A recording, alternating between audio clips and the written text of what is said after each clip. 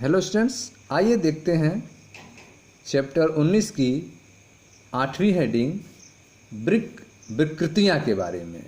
ठीक है, वृक्क की विकृतियों के बारे में आइए समझते हैं।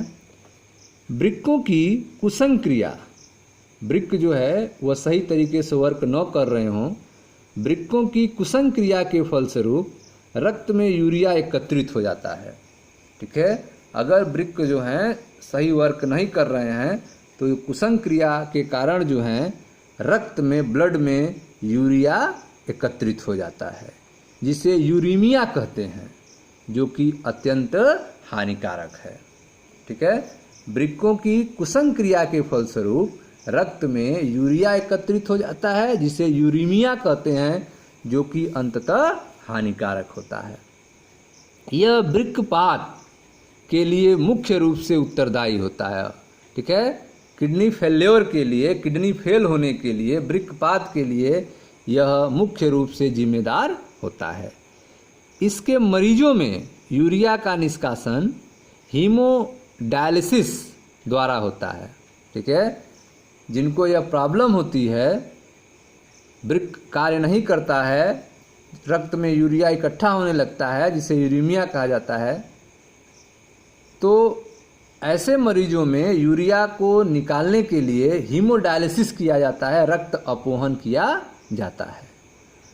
रोगी की धमनी से, ठीक है, कैसे होता है, तो रोगी की धमनी से रक्त निकालकर उसमें हिपैरिन जैसा कोई थक्का रोधी मिलाकर अपोहनकारी इकाई में भेजा जाता है।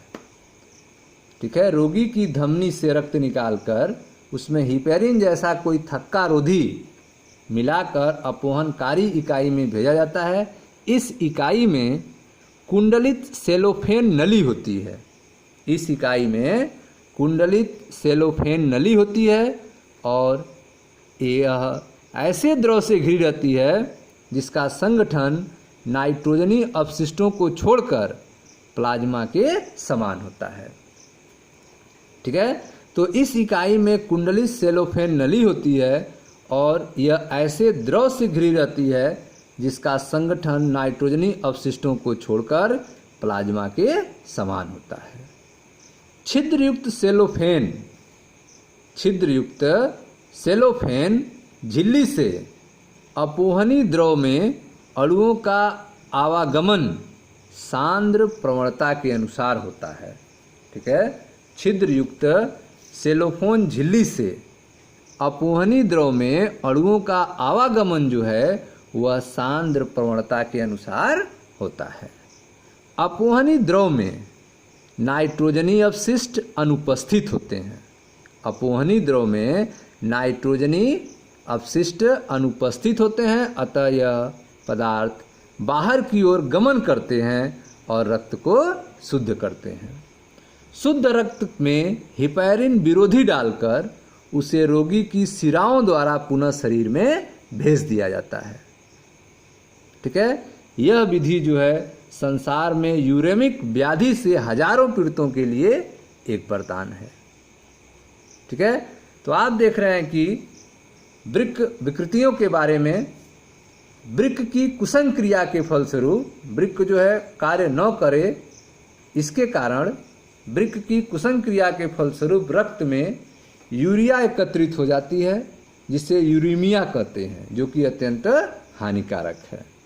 यह वृक्कपात के लिए मुख्य रूप से जिम्मेदार होता है, किडनी फेल्योर के लिए मुख्य रूप से जिम्मेदार होता है। इसके मरीजों में यूरिया का निष्कासन हीमोडायलिसिस द्वारा होता है, रक्त अपोहन द्वारा होता है। कैसे रक्त अपोहन किया जाता है, तो रोगी की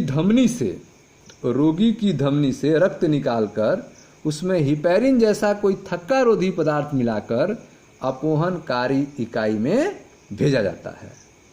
इस इकाई में कुंडलित सेलोफेन नली होती है और यह ऐसे द्रव से घिरी रहती है जिसका संगठन नाइट्रोजनी अपशिष्टों को छोड़कर प्लाज्मा के समान होता है। छिद्रयुक्त सेलोफेन झिल्ली से अपोहनी द्रव में अणुओं का आवागमन सांद्र प्रवणता के अनुसार होता है। ठीक है, छिद्रयुक्त सेलोफेन झिल्ली से अपोहनी द्रव में अणुओं का जो आवागमन है वह सांद्र प्रवणता के अनुसार होता है। अपोहनी द्रव में नाइट्रोजनी अपशिष्ट अनुपस्थित होते हैं, अतः ये पदार्थ बाहर की ओर गमन करते हैं और रक्त को शुद्ध करते हैं। ठीक है, शुद्ध रक्त जो है, शुद्ध रक्त में हिपैरिन विरोधी डालकर उसे रोगी की शिराओं द्वारा पुनः शरीर में भेज दिया जाता है। यह विधि संसार में यूरेमिक व्याधि से हजारों पीड़ितों के लिए एक वरदान है। ठीक है, अगला जो है वृक्क की क्रियाहीनता। वृक्क की क्रियाहीनता को दूर करने का अंतिम उपाय जो है वह वृक्क प्रत्यारोपण है, किडनी ट्रांसप्लांट है। ठीक है, वृक्क की क्रियाहीनता को दूर करने का अंतिम उपाय वृक्क प्रत्यारोपण है। प्रत्यारोपण में मुख्यतया निकट संबंधी दाता के क्रियाशील वृक्क का उपयोग किया जाता है, जिससे प्राप्तकर्ता की प्रतिरक्षा तंत्र उसे अस्वीकार नहीं करे। ठीक है, तो वृक्क की क्रियाहीनता को दूर करने का अंतिम उपाय जो है वृक्क प्रत्यारोपण होता है। प्रत्यारोपण में मुख्यतः निकट संबंधी दाता के क्रियाशील वृक्क का उपयोग किया जाता है, जिससे प्राप्तकर्ता का प्रतिरक्षी तंत्र उसे अस्वीकार नहीं करे। आधुनिक क्लिनिकल विधियां इस प्रकार की जटिल तकनीक सफलता की दर को बढ़ाती है। ठीक है, तो आधुनिक जो क्लिनिकल विधियां हैं इस प्रकार की जटिल तकनीक सफलता की दर को बढ़ा देती है। ठीक है, अगला है आपका रीनल कैलकलाई। ठीक है, किडनी में पथरी जिसको कहा जाता है कि किडनी में गुर्दे में पथरी हो गई है तो इसे कहा जाएगा रीनल कैलकलाई। वृक्क में बनी पथरी, किडनी में बनी पथरी या अघुलनशील क्रिस्टलित लवण के पिंड रीनल कैलकलाई कहलाते हैं, जैसे ऑक्सलेट आदि। ठीक है, वृक्क में बनी पथरी या अघुलनशील क्रिस्टलित लवण के पिंड जैसे ऑक्सलेट आदि रीनल कैलकलाई कहलाते हैं। अगला है ग्लोमेरुलोनेफ्राइटिस। ग्लोमेरुलोनेफ्राइटिस जिसे गुच्छ शोथ कहा जाता है।